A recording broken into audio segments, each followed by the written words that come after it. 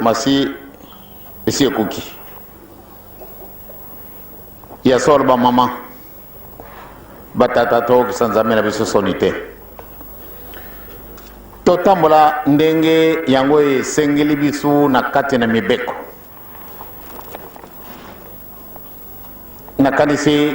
tokozwa njutu mpe na makilama yesu na mokolo malelo bokangama na yeti na sanza avril mbokolia mbala mibale oyo tuja kolia lelo ezali mpona noel ngana lingi ete oyo bokozwa lelo bumba ye kubengana ye te kuchia ye locataire te na ndenge nini soko tobebisi mibeko bana tangwana nde tokomisi ye locataire to chasse ye malgré ye moto na ndako ye moto asalaka yo na image donc ozali nzambe complète la moitié te kasi oyo asala yo soko alungwi yo mpe okufi kasi tozali kokalkule wana te solo makambo ya kosala confession namonaka yango pasi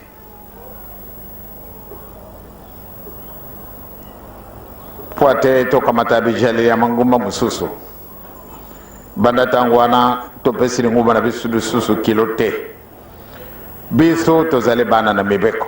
mokolo nyonso tu il faut batangela biso mibeko na ntina mosusu te mpo ate liaison spirituelle na biso ezala très aigu lelo na ezali kaka micro kasi soko bakatinga kura kuna mwanya koloba lisusu ezali te ngana elingaka ete ofukami okomi ya tata mwana mpe mosantu bango baye bazala lisusu mosika te suka na likambo ezali yo okondimbaka yango te yango wana nde ozali négligent obe négligente soko toyibaka ete suka na likambo ezali ye ya solo nde tokopesa makambo na biso nyonso tokosala meme mpona koluba nde okopese les mots que vous allez utiliser po ate bato wana okolobela bango bacomprendre yo pamba te suka na likambo ezali papa Simon Kimbangu. Le 12 février 1990, journée anniversaire de la naissance de Papa Kuluto, Kisolo Kele. Et là, on dit que manaka, pate Papa Simon Kimbangu kana kopana nkumbwana apesa na mwana na ye. Kisolo Kele. Kisolo Kele. Donc, tozalaki na privation moko. Privation wana ye moko ayibaki secret papa azali vraiment terrible Kisolo Kele babandi kutuna kasi nkumbango elobi nini otala kaka ale nzambe asukumi mokili mobimbe moningani la guerre mondiale. Le 25 mai, à Boutimouana, Pambate ezali moninga solo. Oye, bumanaka bimi, esekasikawa, jalunga ni abimi. Tangwana moyete, presque désespoir na bato.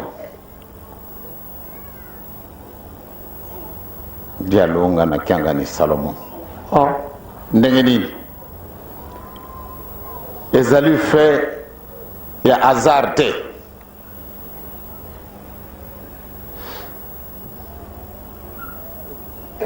Le 22 mars 1918 après ce mois bien na kontima Joseph batu yose to wana babandi kuyima kasi muntu wango bankumbo ngo akango wapi réponse bojela kaka makamazari ko yete na 1910 papa Simon Kimbangu alobi nakubuta madisusu dikamuni yokuluba okubuta madisusu ndenge nini ndena kuumila te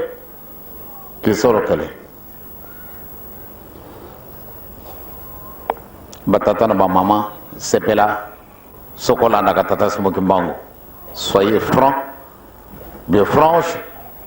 tous à la sincère na ba acte na biso to tika kusala mabe ba maman na batata to ke ko janju to pe makela maïs to ko joyer de bela to ko joyer akotika na biso elongo poate to sekanzame na biso te na vwandi wana naza kutala makambo kuna na Afrique du Sud naza kutala makambo zalo kolega kuna esalinge pasi ba mama na batata muntu mwindu mawa ezali kosalanga pasi. Oui, la grande joie. Nelson Mandela abimi boloko ndenge tokokele tata passer bobe bake kosala pillage babomi bango lokola banyama esoko mauyo makoya sima batata na bamama yo muntu moni pwelele tikala pwelele kujunga dususi mate yo si oponi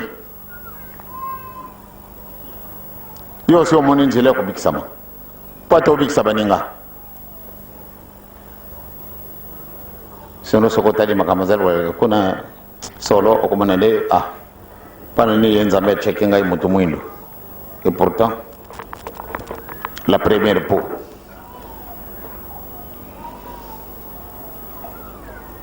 pamba te tokosala kama kamutangu mususu lukola mutu ade boma tokomepesaka kilo te tozali na mauvais emballage wana tozani yango ngai nazala komona pasi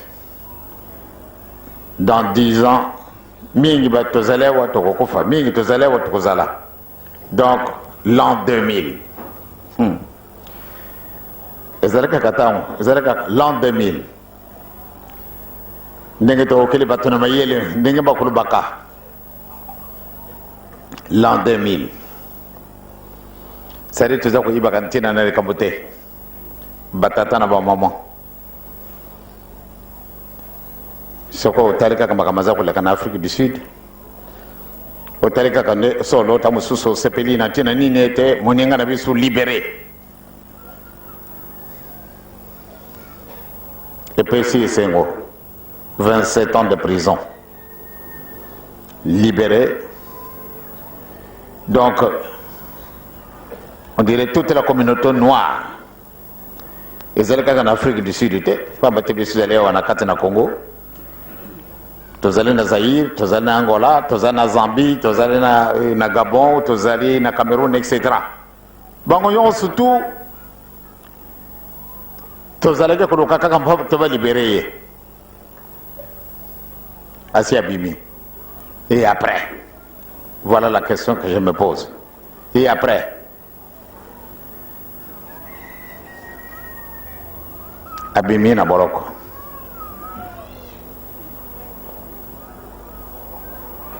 Donc makambo mazako ya mandenge mususu. Le 21 mars prochain, la Namibie indépendante. Et après, ngai soko na kumie sikawana na beli na bande kujwa makani se belé les camerounais ko yela biso ciment l'accession de ces deux pays à leur indépendance ou bien à leur souveraineté. Et après les camerounais ko zala jangwana batata na mama tochia makasi na kati na mabonde na biso poate nzambe tatan ko les musantu asali sabiso sikawana ndenge tolobi toke kozwa njutu mpe makela ma Yesu tozwa makela na njutu na Yesu définitivement to chasser ye de susu te, c'est-à-dire soko tosali lisumu tobengani ye e kasi soko wana okobenga mane yo si ye eh bien kubosana te de au même corvée vous l'avez répudié de votre maison.